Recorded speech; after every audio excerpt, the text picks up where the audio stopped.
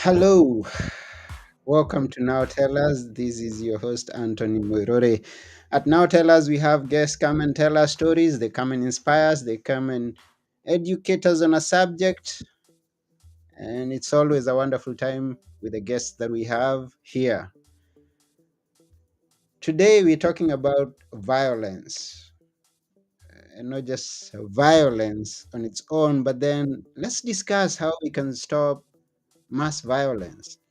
And we have someone who's had a lot of experience in this field and he's going to be joining us shortly. His name is Joe Malone. And before we go to meet him, please remember to share this episode with all your friends. If you have a question, ask, we'll answer. If you have a comment of any kind about the podcast, we really appreciate feedback. So we thank you in advance. So, this being your host, Anthony Muirore, a motivational speaker and author. I've authored two books that are one is known as Be Good for Good, that has got stories of goodness with lessons on life. I think that's important. We should learn about goodness. That's why we should stop violence. And also, there's the Achieve Your Dream workbook, and you can get this on Amazon. But please don't go to Amazon right now because at this point we've got to listen to Joe and what he has to tell us.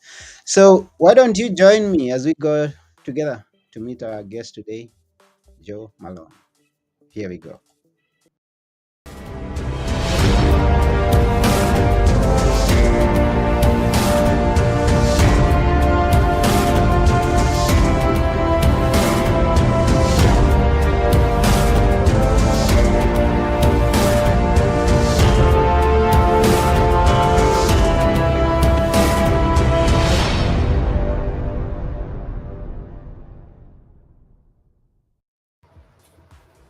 Hello, Joe. Anthony, what's up, man? Yeah, it's cool. Welcome to Now Tell Us. I'm glad to be here. Thanks for having me. Yeah, it's an honor that you're here with us today as you're going to share with us some great insights that are very necessary in today's world. Yeah, absolutely, man. Let's dive in. In which part of the world are you? Currently, I'm in the United States in Chicago, and then I bounce between Chicago, Texas, and Florida quite a bit. So you were born in the States. Yes.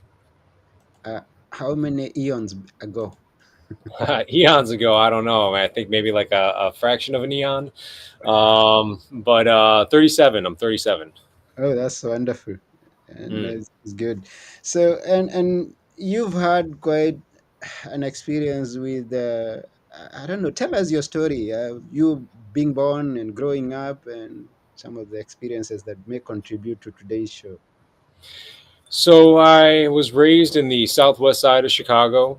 I had a pretty good family.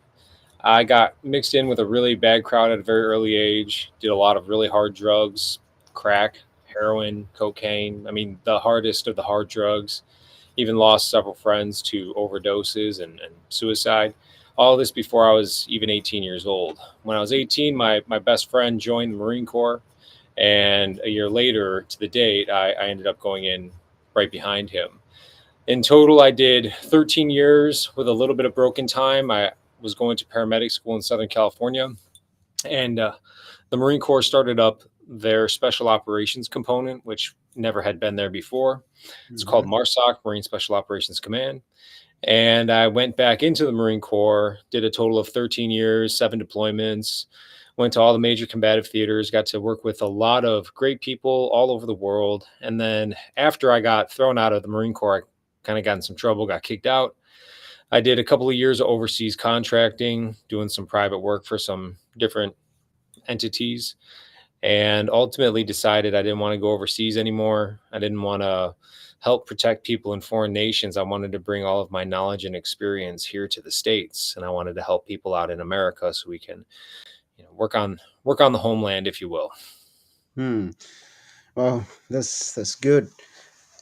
And now, it's we hear these stories. We see them in the movies about the United States and the violence that goes on there. Mhm. And now hearing you've been inside, that you've done it and experienced everything that you went through. I mean, even into drugs and violence. We'll come to what made you change, but then inside that, I mean, when you were going all through that, was there a conviction? Was there some times that you sat down and asked yourself, what is it that I'm doing here? Yeah, absolutely. That really started to come into play. My last deployment to Iraq. So everywhere we go as Americans, we always support the worst people. Mm, In Afghanistan, we're supporting people who literally are sexually inappropriate with children. Like those mm-hmm, are the people that we're working with. When we go to Iraq, we're working with people who want to shoot us in the back. They don't want anything to do with us. And then finally, I got to work with the Kurdish people up in the northern region. And we got told after ISIS was kicked out of Iraq, the Iraqis wanted their land back that the Kurds fought for. The Kurds held the ground. The Kurds took it back, but it was very oil rich land. mm-hmm, And the US government said, well, we support an Iraqi government, not a Kurdish government. And we got told to abandon the positions that we were in. And we got back to the headquarters, saw the drone feed, and there was a US tank that was given to the Iraqis, being driven by the Iraqis, flying a picture of the Iranian Ayatollah. And for any viewers who don't know, the Iranian Ayatollah wants to kill America. mm-hmm, And so, why is a US Abrams tank flying an Iranian flag heading towards a Kurdish position in Iraq? Well, it's because they had embedded with the Iraqi military. And basically, the Iraqi military was an Iranian one at that point, probably still is for the most part. And they fired a round, a shell round into the Kurdish position. And I mm-hmm, just remember thinking to myself, what am I doing? Like, why am I here? What is all this? It's just pointless. Like it's every dead body I've ever stood over. I just thought to myself, why?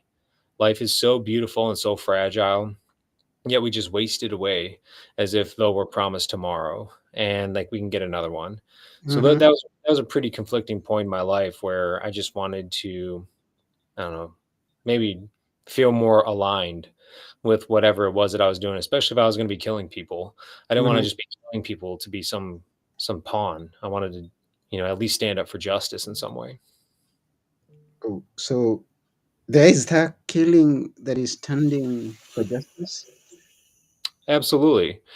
So think of it this way: you're from Kenya, right? Yeah, And in Kenya, you guys have a big problem with Al Shabaab, correct? mm-hmm, sure.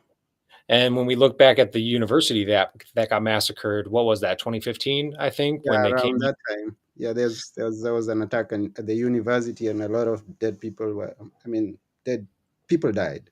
Yeah, it was horrible. It was absolutely horrible. I think like 26 people got killed or something like Mm-hmm, that. Maybe mm-hmm, more, maybe more. Well, justified killing is in defense of oneself. mm, So if somebody comes up to a university and wants to start shooting a bunch of students that are innocently going to school and trying to make the world a better place, that would be an appropriate time for justified killing, in defense of yourself or in defense of others who are trying to live peacefully and prosper.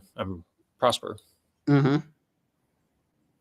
Okay, so was there a major shift now? And we are getting where you're going. It's justified killing, and that's there is a lot of mix, and this I'm not trying to find. I'm trying to find the best way to ask this question, but you've been in the forces, and uh, then there's a case, another case that was reported in the states of or the stories that we hear, where there is, even in the military, even in the forces, there is that division of, there is someone who is doing the things they should not be doing and going after people they should not be killing. Yeah. How does that happen? So it's really confusing. Mm-hmm, You have good people, just to really simplify it, right? You have people who are wanting to be good and do good things, mm-hmm, and then you have people who get corrupted, whether it's because maybe they get burned out mentally, emotionally, psychologically, or maybe even physically. Like when you get exposed to so much brutal combat so mm-hmm, much, sometimes your brain doesn't develop correctly yeah, anymore. It's mm-hmm, damaged in a way. And then there's people who just have like a very evil, like, evil spirit. So good people, bad people. mm-hmm, And ultimately, I think that the vast majority of people in this life are good people. I really do. I believe that most people just want to live peaceful, happy, prosperous lives. Mm-hmm. And unfortunately, I think that depending upon how it happens, there's some people who just become corrupted with, Mm-hmm. evil.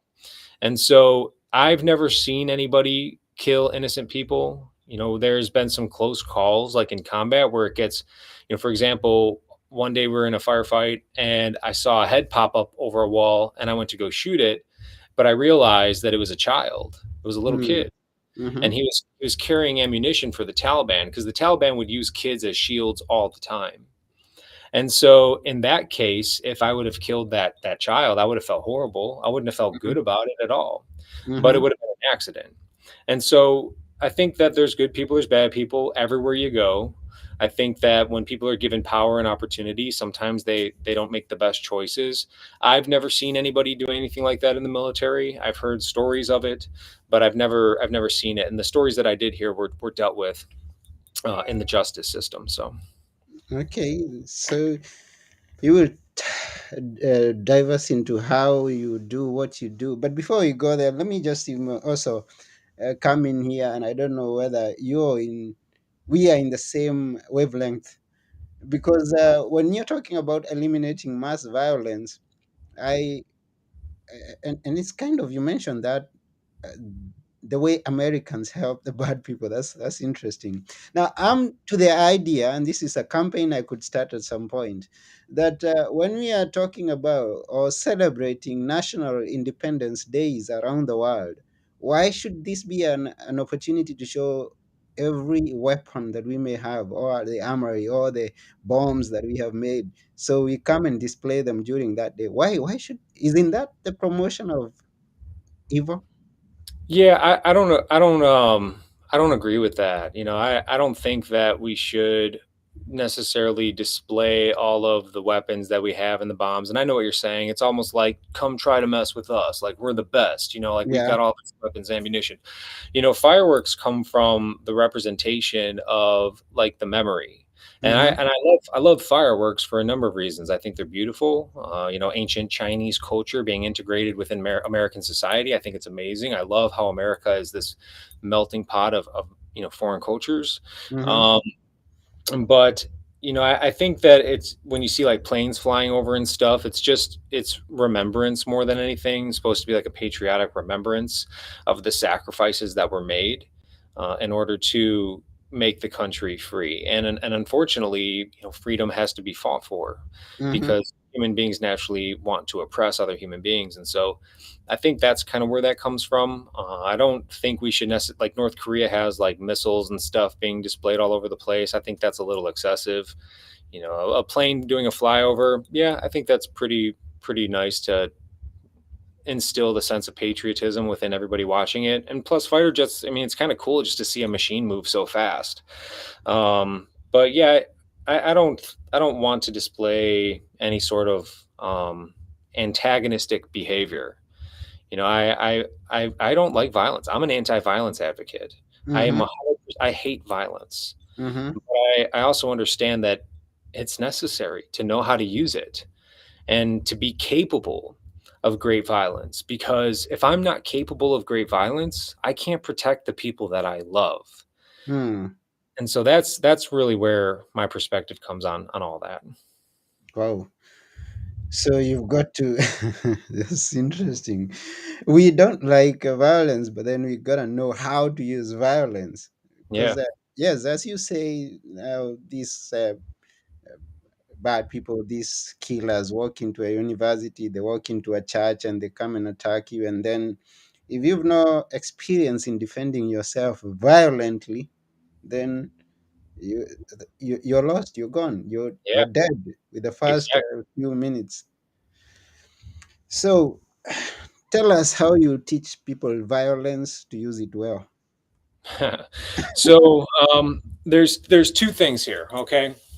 One is I want to end mass violence. When we look at like active shooters and stuff, that's one type of violence. And then when you have just general crime, and violent crime, that's like another type of violence. Mm-hmm. And so one is mentally driven and emotionally driven, neurochemically, biochemically driven.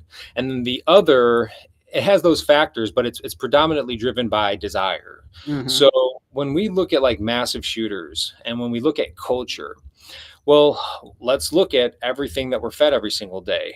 Everybody spends so much time staring in their cell phone. Their cell Mm-hmm. phone is specifically designed to activate the sympathetic nervous system, the fear or fight based response within every human being in the unconscious primitive level of the brain. We don't Mm-hmm. get to choose whether this is activated initially. We could do things to control it later, but initially we don't get to choose because information goes there 2 times faster than the logical part of the brain. It's just the way it's constructed. So if I'm sitting here reading all this negative information, because if it bleeds, it reads, the brain has two main priorities: survive, avoid pain and death. And if I'm reading news articles about surviving and avoiding pain and death all day, what does that do to my fear based response? Well, it starts to elevate it.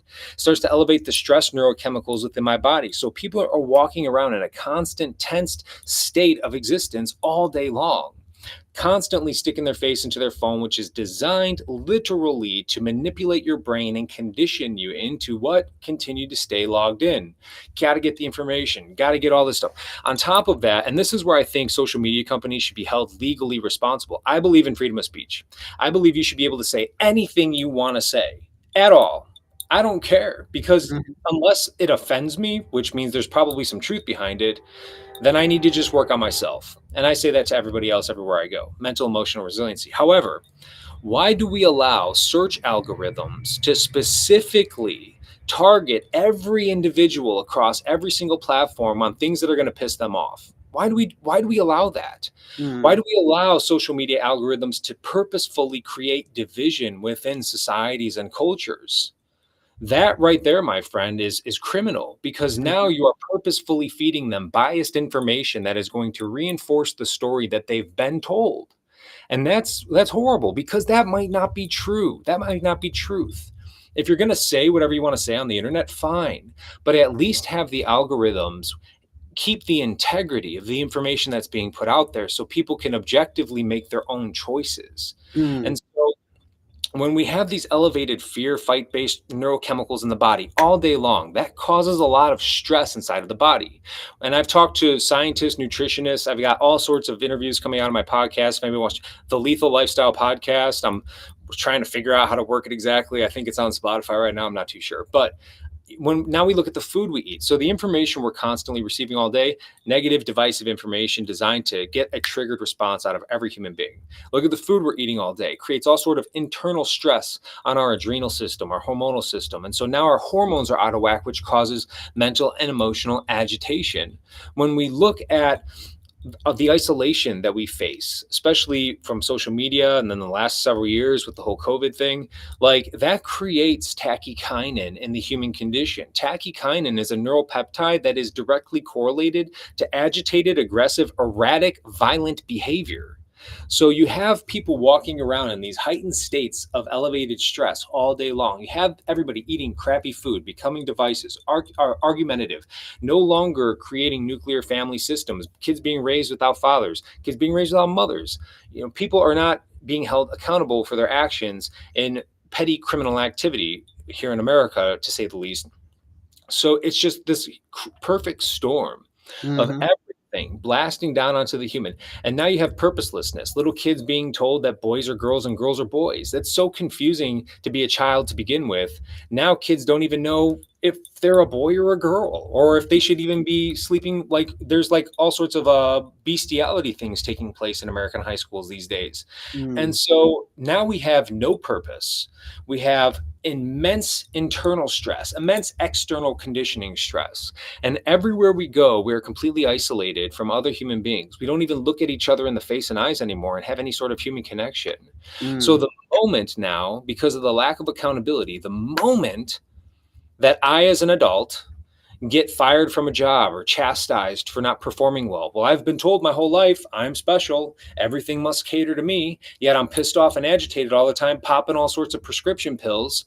I'm isolated. So I've never been in jail before. I've never been arrested. I don't have a criminal record. Everybody's accepted in school these days. So nobody ever has to get any paperwork done on them. So what happens? I'm an adult. I have no criminal record. I have no mental health record, even though I really should. And somebody just pissed me off. I fly off the rails. I go get a gun and I shoot everybody up. And Mm. it's sad. And it's Mhm. really sad that that's where we're at these days, of course. Mhm. But in order to stabilize the situation, we're talking about serious systemic change, like nutritional change, medication change, big pharma, FDA. These are the two most powerful, organizations in the world, especially in America. You know, in order to stabilize the situation, what is the one thing that we could do as a society without worrying about institutional change? The one thing that we could do to mitigate the likelihood of somebody grabbing that gun and going to shoot everybody up: we train, we teach, and we arm one another as a society. Because what are the brain's two main priorities again? Stay away from death and harm and conserve energy. Mhm. Death and harm. If there's a great likelihood I go grab that gun and try to shoot a bunch of people up, and I don't get to kill 50 people, 20 people, 10 people, if my name isn't in the news, if I can't make the world feel my pain,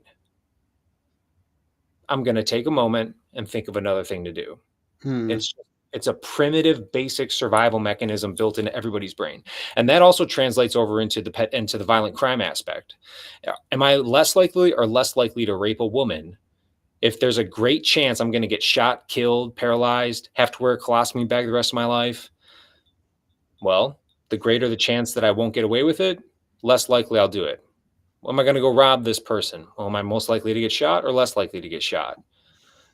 Primitive survival mechanisms is what I distill everything down to, my friend. Mm. Wow. Wow. That's quite something. That was a lot, I know. Sorry. It's quite something. And I believe our listeners and our viewers are taking some notes. Now, we see that you've gone so much deep into what it is that you're doing, looking into all the terminologies, all the systems, or the psychological and mental. What degree did you take? Just curious. So I studied emergency management and homeland security in Hmm. college. I went through paramedic school, never graduated, but I took a lot of advanced courses while I was in the special operations teams. We have a shortage of medics. But Okay. most of my neurology information comes from my time spent in the traumatic brain injury clinic. Okay. So I spent 18 months in an outpatient program towards the end of Hmm. my military career where I learned all the damage that had occurred in my brain. Hmm. And because I was able to, because I was going to kill myself, I was very suicidal. I mean, I was homeless, living in a tent on a beach, out of my truck. I was popping prescription pills and I was just doing crazy stuff that was lying and cheating on people. Hmm. And when I learned that I had been concussed several times and that there were parts of my brain that were damaged, directly correlated with the weird behavior I was doing, I said, okay, well, how do I change it? And I learned how to change it: patterns, habits, mindset, self talk, belief system, paradigm. And as I begin to literally see my life change, I became obsessed. And that's when I started to follow people like Bob Proctor, Dr. Joe Dispenza, John Osseroff, who I had the luxury of working with for an entire year, and really just diving deep down into what is the neural, network that takes place within our brain. Who are we as Hmm. humans? We Hmm. are a recollection of our past experiences, which is clearly defined by the pathways created in the brain. So that's where a lot of my experience and knowledge comes from. Okay. And is this what you're working with people on? I mean, or how do you work with people now? Because there are some people who could be listening and they're interested to know how to go into this eliminating crime, violence, mass. Yeah. What do you exactly do with for the people who's listening? Yeah, so I work with corporations Okay. on violence prevention and readiness, and Mm-hmm. in that we come in and we have an assessment. We do team and leadership building. We do a lot of cultural assessment within a company, and what we do is we bring people together because what we've learned is that neuropeptide tachykinin that gets developed in social isolation periods, the only thing that reduces that presence within the human body is positive social engagement with other human beings, in person Mhm. engagement. Like, how beautiful is that? We as humans are social creatures. Like, we need to come together. We need to spend more time with each other in a positive team building atmosphere. So that's what we do for corporations. We come in and we do that, where your people now become more unified and have a greater working relationship. Ultimately, the business runs better and you're less likely to kill each other. Um, Mhm. for individuals, I created a masterclass program. So it's like a coaching group, and that's what they can find at joemalonetraining.com. I call it the Lethality University. Mhm. And lethality isn't just the ability to inflict violence, it's the mindset of an individual, it's the Mhm. discipline, habits that you have so that you can live a fulfilled life and be capable of making your own choices. And then, if you're ever put in that position, absolutely, you can use incredible violence against somebody who's trying to harm you or somebody else who's innocent. And so those are the two ways that I work with people: corporate and then individually. Okay, that's good. Then it's good to know that. So in this case, you're pro gun. You you Yeah, support guns, yeah? yeah, yeah, absolutely, yeah. uh, okay, we get it.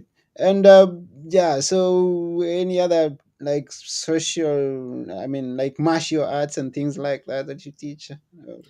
I don't teach any martial arts. I Oh, love them. I believe in them. I'm mm, just not. I think I'm much more proficient at weapons training, okay. mindset, Hmm. um, your own internal belief system, situational awareness. I try to find the strengths that I can truly provide to other people based off my experiences. I've been in some street fights, Okay, but I want to be able to provide people with as much impact as possible through the means that I feel like I can. wonderful. So, and how do people connect with you now? Because you never know. There could be someone who's listening and saying, "Oh, this is the guy I've been looking for." Yeah, yeah, maybe. How do they connect with you? So Instagram is the easiest way. Joseph Malone official. That's my Instagram, and then through the website and the Lethality University. But if you message me on Instagram, it's always me. I don't have anybody run that for me, so feel free to reach out. I've also got a TikTok, but I'm not very active on that. Instagram is the best way. Okay, and the website again is JoeMaloneTraining.com. joemalonetraining.com. Yeah, so Yeah. that's www.joemalone.training.com. You can head there and go and connect with Joe. Yeah, oh, thank you for coming to Now Tell Us. We're almost coming to the end of the show, and we appreciate your coming. Yeah, no, thanks for having me, man. I know it's a lot of information, but I just really want people to remember that, I hate I hate violence, and most people are such good people that if we just take a moment, just a small second, Hmm. whenever somebody's upsetting us, and we just try to not tell ourselves a negative story. It's all about perception and perspective. And just remember that, like, most people are good people, and I think Hmm. that in itself will make a pretty big difference in the world. Yeah, and I guess it's for many of us, it's going to take a lot of time to just sink in this idea that we've got to be involved in violence to counterattack the violence that we get. But then you've put up in a perspective to start contemplating on it, many people. I hope so. Yeah, so and we also thank our listeners. I know we have people who are listening. We thank you for being here, and also if you get to listen to this after we've recorded it and has some questions, head on to joemalonetraining.com and follow up with Joe. And now, uh, before we go, we always like asking people to leave us with a few words that we should always remember. Which are they for Joe? Hmm. Those capable of great lethality are capable of preserving great peace. That's a good one. A good one. We're going to sync that as we proceed. What's in the future? So right now we're just really working on the Lethality University. I want to help people secure their homes. So we're getting ready to release the Home Defender series. Learn about deterrence and detection, delaying and defending your house and your family and your loved ones. and then just doing more of the corporate work. We released a book, the Women's Safety Guide. You can find that on Amazon, Hmm. and it just talks about the science behind awareness and how to keep yourself safe. So my goal is to train 1 million people at least Mm. across the world, and then hopefully 10 million after that. Yeah, and talking about across the world, I understand now. There are some countries definitely you mentioned, but I know you've been to many more countries that you may not mention. Which could those be? I've been to 43 now. Wow. Yeah, I was just in Colombia a couple weeks ago. That was really interesting. A lot of Europe, Switzerland, Africa. The only continent I haven't been to yet is Antarctica and Australia. Those are the only two that I have not been to yet.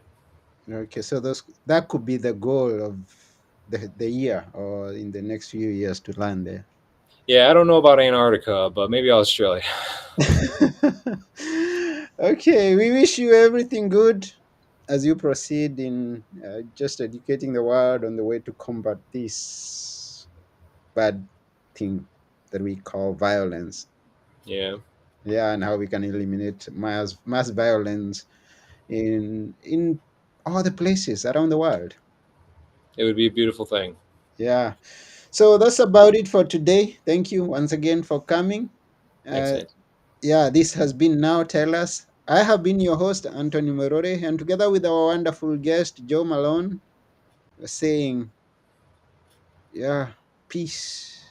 Take Let's care. keep peace. Take care. Bye for now.